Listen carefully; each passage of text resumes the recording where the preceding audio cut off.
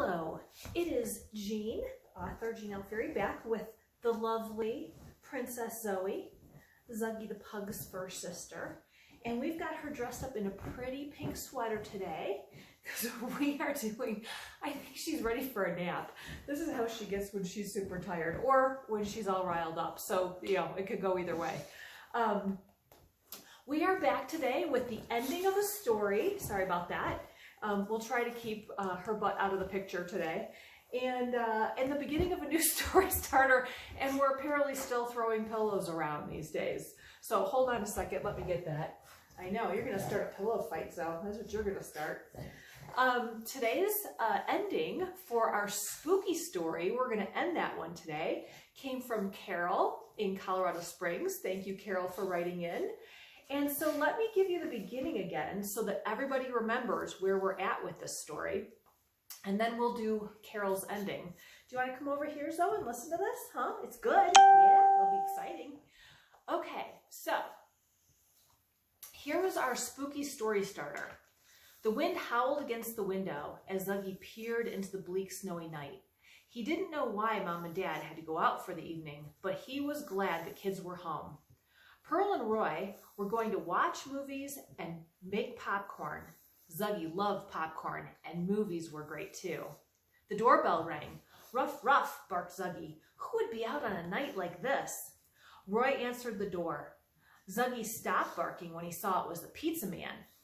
A frigid gust of wind whipped through the door.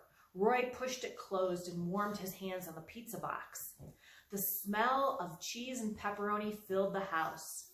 Zuggy's mouth watered. If it was one thing he liked more than popcorn, it was pizza. They settled into their seats on the couch. Suddenly, the lights flickered. Once, twice, then the house went completely dark. There was an eerie silence. Did we just lose power? Asked Pearl. I think so, said Roy. Here comes Carol's ending. The house creaked and groaned as the wind outside howled louder. It sounded like a ghost wail. Zuggy scooted a little closer to Pearl. There was a loud crash behind them. Pearl and Roy jumped and spun around. Zuggy barked. In the blackness, they could see nothing. Pearl's hand fished for the emergency flashlight the family always kept beneath the couch. She pushed the button, but the flash flickered and went dead. The batteries had died. They'd forgotten to replace them. Here, Roy scooped up the tablet that was laying on the coffee table. They squinted against the sudden bright light and aimed it in the direction of the crash. Two shiny, glowing orbs floated in the darkness just outside the reach of the light, then disappeared. Roy and Pearl searched for the glowing green orbs. Suddenly, there appeared over the back of the couch, right next to Roy. Roy and Zuggy yelped at the same time and dove under a blanket together. Pearl laughed, lifting the blanket off of them. It's just the cat. The bright orange cat jumped down onto the sofa and lightly hopped to the coffee table where the box of pizza was sat, half eaten.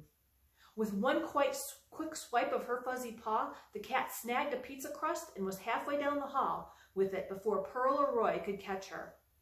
They chased her into the kitchen and toward the garage door. The bright orange cat jumped down onto the sofa and lightly hopped to the coffee table. Oops, sorry, read that already. They chased her into the kitchen toward the garage door. Roy slid across the freshly mopped tile on his knees, catching the cat. Pearl came to help rustle the pizza crust from her teeth. Looking up, an enormous figure hovered over them. Ah! They both screamed. A flashlight beam cascaded over them. Kids, are you okay? Dad asked as he stopped off his snowy boots and removed his puffy coat. Yes, Dad, we're fine, Pearl answered. Zuggy barked in agreement, sneaking away with the pizza crust when no one was looking. The power went out. So we see, Mom said, pulling off her gloves. Well, we will just have to build a blanket for it and get some more flashlights out until it comes back on. And is that pizza I smell? So, a happy ending from Carol. And then there's one more ending. Here we go. Did we just lose power? Asked Pearl. I think so, said Roy. I'll go find a flashlight. Just then there was another knock at the door. Bark, bark, said Zuggy. Did you order another pizza? Whispered Pearl. No, replied Roy. This was scary. Zuggy ran to the door. The kids slowly followed. Knock, knock, knock. The kids jumped. Roy reached for the doorknob. Wait, said Pearl. Let's peek out the window first. They both dashed to the front window and peeked between the curtains. There stood their next-door neighbor, shivering in the snow. Pearl flung open the door. The neighbor's flashlight cast a warm glow into the house. Your folks told us they were going out this evening, so when the power went out, we thought we'd check on you. We've got the house lit with candles and we're playing cards. Do you want to come over? Sure, smiled Roy. Pearl was checking her phone. Mom and Dad are on their way home. I'll let them know we'll be at your place, she said. Can we bring Zuggy? Roy asked. Of course, said the neighbor. Fido will love his company. Bark, bark, said Zuggy. He pranced over and let Roy help him into his harness. He loved visiting Fido. He was a good friend. So, another happy ending. And isn't it great to have good neighbors? Oh my gosh, we have wonderful neighbors. We love them. And they help us out so much. They're great. Okay, today's story, and it doesn't look like Zoe's coming back. I thought she was going to get some water and come back, and I got nothing. What about you, Reg? You want to come over? What do you say, Reggie? You want to come over for a story? This one's a fairy tale, big guy. What do you say? No, everyone's settled in for a long winter's nap, apparently. So, here's your fairy tale story starter. Once upon a time, in our very own city, there was a dog named Pugerella. She was a sweet little dog who lived, for as long as she could remember, at a local dog shelter. Ah, she sighed as she stared out her kennel, trying to get a glimpse of the blue sky out the window. I hope someday my forever family will come. She closed her eyes to dream. Pugerella could almost picture her perfect family. Maybe they'd have a little girl who would dress up in a pretty sweater, who would dress her up in pretty sweaters and scarves. Or perhaps they'd have a boy who would throw a ball in their backyard so they could play fetch. Her thoughts were broken when she heard commotion down the hall. The shelter was opening for the day. Another chance she'd be adopted.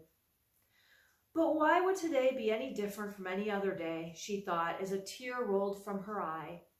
Every day people walk by and look at me. I hear them mumble, she's too small, or she's too stout, or her face looks funny.